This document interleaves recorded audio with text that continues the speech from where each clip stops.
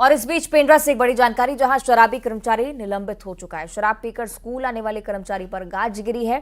शराब पीकर स्कूल में बच्चों से अभद्र व्यवहार करने का भी आरोप है। जांच के बाद जिला शिक्षा अधिकारी ने इसे निलंबित कर दिया। तो ये बड़ी जानकारी, कार्रवाई को लेकर सख्ती बरती गई है। पेंड्रा का ये पूरा मामला, शराबी कर्मचारी जो कि नशे की हालत में भी अक्सर स्कूल में आकर बच्चों के साथ अभद्र व्यवहार कर रहा था। निरंतर उस प्रकार की शिकायतें जैसे ही बड़े अधिकारी के पास पहुंची, जिला शिक्षा अधिकारी ने इसे निलंबित कर दिया है। अभद्र व्यवहार का आरोप इस व्यक्ति पर, कड़ी कार्रवाई हुई है। संदेश पहुंचाने का भी प्रयास हो सकता है कि अगर इस प्रकार का रवैया कर्मचारियों का रहता है बच्चों के प्रति, इसी प्रकार से कड़ा एक्शन होगा। और अगली बड़ी खबर बलौदाबाजार से, जहां खाद्य विभाग की संयुक्त टीम ने एक बड़ी कार्रवाई की है। 2 गाड़ियों से बड़ी मात्रा में अवैध धान जब्त किया गया है। बाजार में खपाने की तैयारी थी इस धान को। बलौदाबाजार का जिक्र करें अवैध धान को लेकर एक और बड़ी जानकारी, चूंकि धान खरीदी की तारीख भी अब बढ़ गई है, तो निरंतर इस प्रकार की कार्रवाई जारी रहने वाली है। इस बात के पूरे संकेत।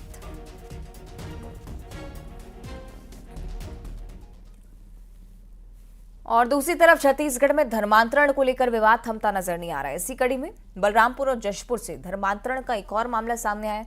इसके बाद पुलिस ने ताबड़तोड़ कार्रवाई शुरू की है। पूरा मामला क्या है, इस रिपोर्ट में आपको दिखाएंगे।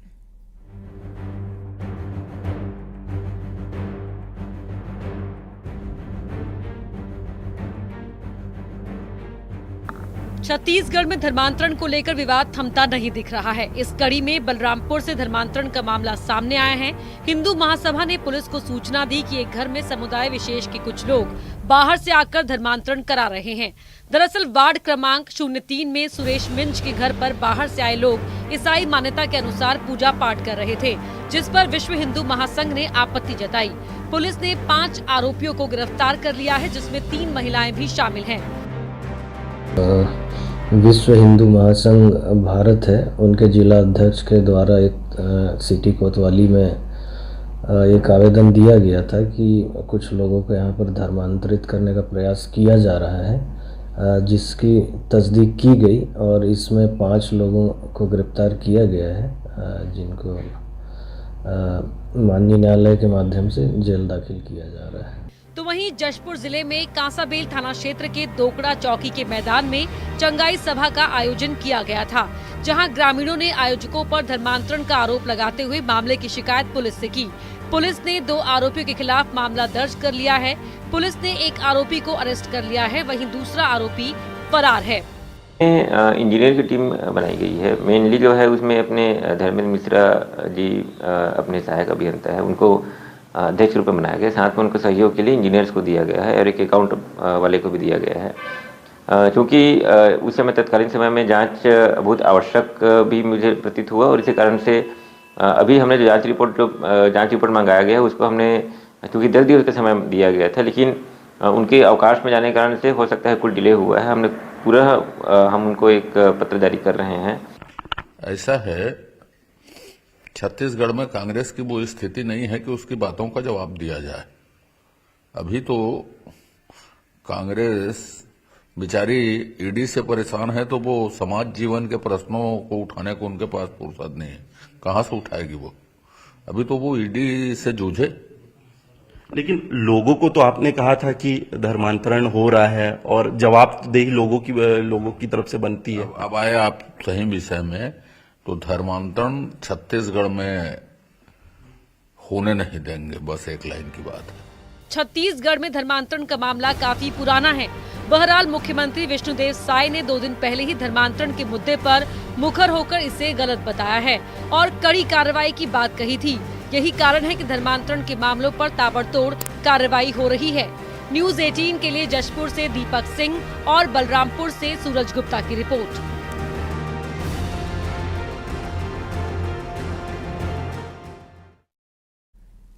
और अब खबर जबलपुर से आपको दिखाएंगे, जहां केंद्रीय मंत्री के कार्यक्रम में सीएम डॉक्टर मोहन यादव ने कांग्रेस विधायक को एक बड़ा ऑफर दे डाला।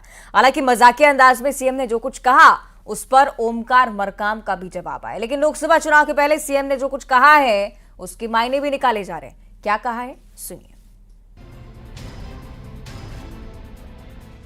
जबलपुर में केंद्रीय मंत्री नितिन गडकरी ने करोड़ों की सड़क परियोजनाओं की सौगात दी। इस कार्यक्रम में एमपी बीजेपी के दिग्गज नेता तो जुड़े ही थे, साथ ही कांग्रेस विधायक ओमकार मरकाम भी पहुंचे थे। आयोजन में शामिल हुए सीएम डॉक्टर मोहन यादव ने अपने संबोधन के दौरान कांग्रेस विधायक का नाम लिया, साथ ही एक चुटीला ऑफर भी दे दिया। सुनिए सीएम ने क्या कहा। एक हमारे डिंडोरी के विधायक ओमकार सिंह जी, कहाँ है मरकाम जी, कहाँ गलत पटरी पे बैठे हो, हमारे साथ आओ, कहाँ मतलब है। चलिए जोरदार अभिनंदन ओमकार सिंह जी का। सीएम के ऑफर के बाद कांग्रेस विधायक ओमकार मरकाम ने भी प्रतिक्रिया दी। ओमकार ने डॉक्टर मोहन यादव को प्रदेश के विकास पर फोकस रहने की नसीहत दी। मुख्यमंत्री जी को बताना चाहते हैं कि आप प्रदेश के विकास में काम करिए, इस तरह से आप दिमाग मत चलाइए, आप प्रदेश के विकास में काम करिए। मंच पर सीएम डॉक्टर मोहन यादव ने जो कुछ कहा उसके सियासी मायने निकाले जा रहे हैं। जल्द देश में लोकसभा चुनाव होने हैं, ऐसे में कांग्रेस के कद्दावर आदिवासी नेता को बीजेपी अपने पाले में करने की कोशिश तो नहीं कर रही। हालांकि कयास भर है, लेकिन सियासत है। आने वाले समय में चुनाव है तो कुछ सेंधमारी से इनकार भी नहीं किया जा सकता। Bureau report, news 18।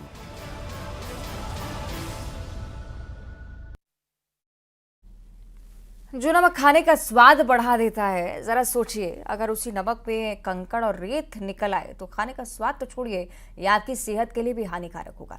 लेकिन बलौदाबाजार सहित पलारी क्षेत्र के सरकारी राशन दुकानों में अमृत नमक के नाम पर हितग्राहियों को रेत कंकड़ दिए जा रहे हैं। इसे लेकर हितग्राही लगातार परेशान चल रहे हैं। कई बार शिकायत भी की, लेकिन इस ओर संज्ञान देने के लिए कोई तैयार नहीं। बोले नमक में कंकड़ है, तेकर से वितरण नहीं करेल गए, ऐसे की के इसे बताए रही से। देखिए, आपका क्या कहना चाहेंगे इस तरह से आरोप प्रत्यारोप लग रहा है गांव के बीच और सेल्समैन के बीच? गलत है इतना है, मतलब देवत रही बेलित नमक ल अभी ये है खराब है कि नहीं दे, इसे बात बताइए। आप क्या कहना चाहेंगे नमक में? और अगली बड़ी खबर बिलासपुर से है, जहां अयोध्या जाने वाली पहली आस्था स्पेशल ट्रेन कैंसिल हो गई है। 31 जनवरी को गोंदिया से चलने वाली ट्रेन की तारीख में बदलाव किया गया। इसके बाद अब ये ट्रेन 4 फरवरी को दुर्ग से रवाना होगी। आपको बताएं कि आस्था स्पेशल ट्रेन में सभी टिकट बुक हो चुके हैं। 1344 यात्री अयोध्या के लिए यात्रा करने के लिए पूरी तरह से तैयार।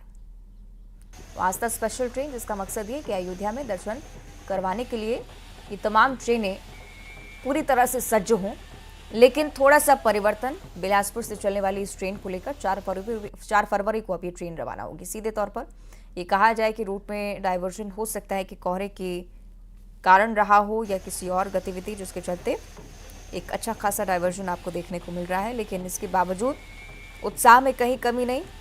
1344 यात्री जो इसके लिए पहले से टिकट बुक करवा चुके हैं।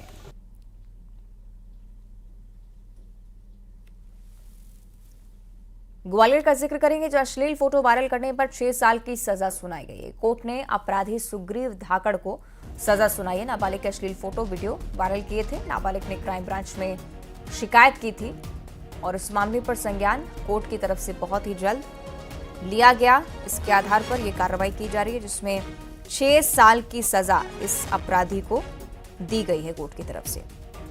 तो ये बड़ी जानकारी साइबर क्राइम्स को लेकर भी लगातार चूंकि खबरें सामने आ रही हैं, लेकिन कार्रवाई का दौर भी जारी है। ये बताने का प्रयास कोर्ट की तरफ से कि सख्ती इसे लेकर भी बढ़ती जाएगी।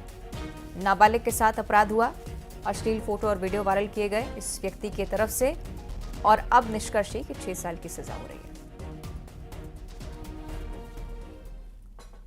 और अब बात करेंगे बुरहानपुर की, जहां आदिवासियों ने अनोखा प्रदर्शन किया है। कलेक्टर ऑफिस में इन लोगों ने लोकगीत गाकर प्रदर्शन किया। ये लोग अपने साथी को जिला बदर करने से नाराज थे और अंतराम आवसे, जिन्हें प्रशासन ने जिला बदर का नोटिस दिया। वनों की कटाई मामले में अंतराम पर यह कार्रवाई की गई थी। आदिवासियों ने जिला बदर के आदेश को वापस लेने की मांग रखी है। तस्वीरें देखिए। तो ये तस्वीरें जो आपकी टीवी स्क्रीन पर हैं बुरहानपुर की हैं। तमाम ग्रामीण एक साथ आए। इनके एक साथी के खिलाफ जिला बदर की कार्रवाई प्रशासन की तरफ से हुई है और इस कार्रवाई से नाराजगी किस प्रकार जाहिर की गई है, ये अंदाज थोड़ा निराला।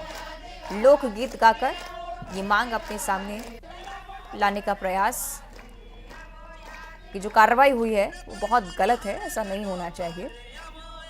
और इसी प्रकार से अनोखा प्रदर्शन करते हुए कलेक्ट्रेट के सामने नजर आए।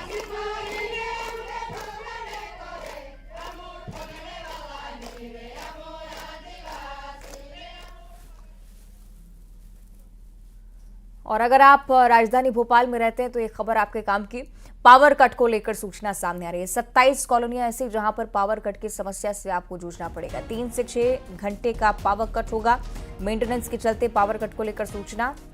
कोलार, सूर्या कॉलोनी में इस प्रकार की समस्या, तुलसी नगर, साकेत नगर, ये तमाम वो इलाके जहां पर पावर कट की स्थिति आपको झेलनी पड़ सकती है, यानी कि कोलार का खासतौर पर पूरा इलाका जहां पावर कट की समस्या रहने वाली है।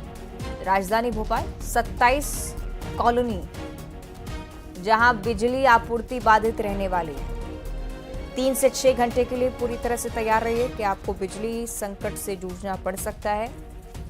मेंटेनेंस का काम होगा और इसी के चलते कोलार की अधिकतर कॉलोनियां जहां पर बिजली की समस्या से आपको जूझना पड़ेगा।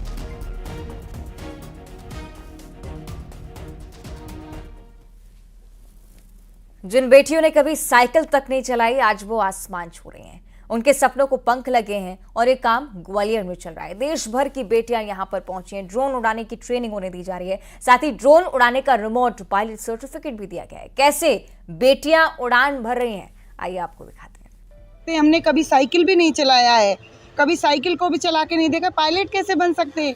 ग्वालियर आने से पहले निशा और इनके जैसे तमाम महिलाओं को शक था कि कभी साइकिल तक नहीं चलाई, आसमान की उड़ान कैसे भरेंगी।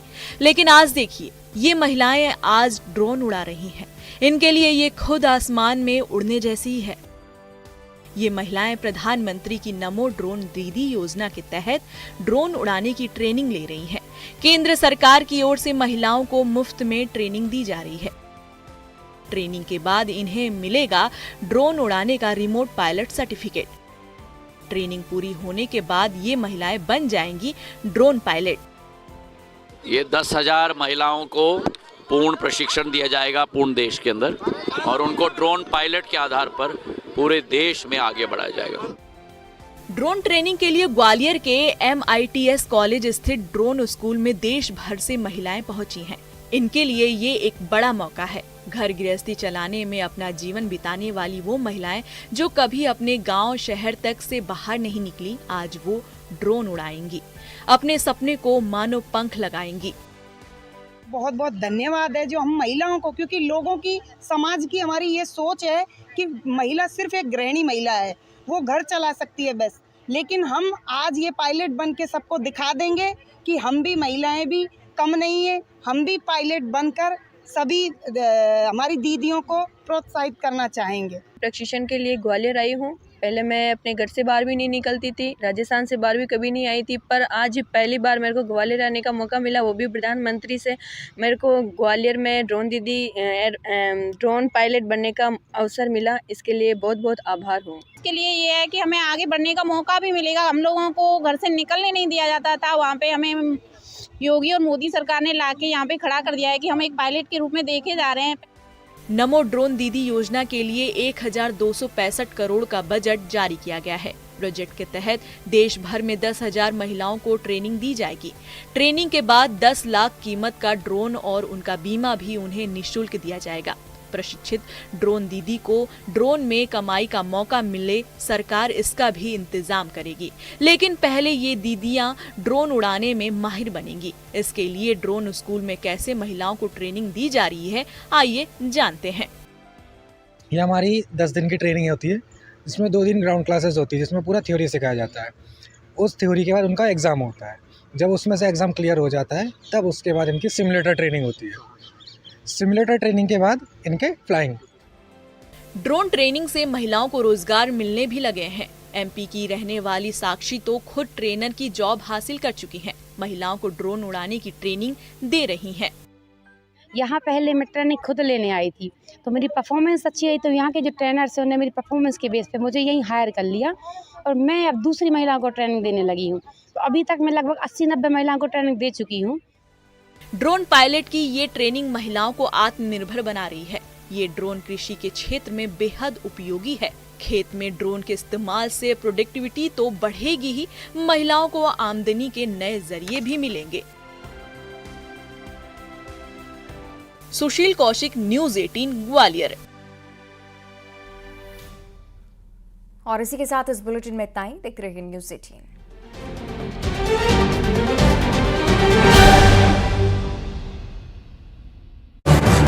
मारकर आत्महत्या की।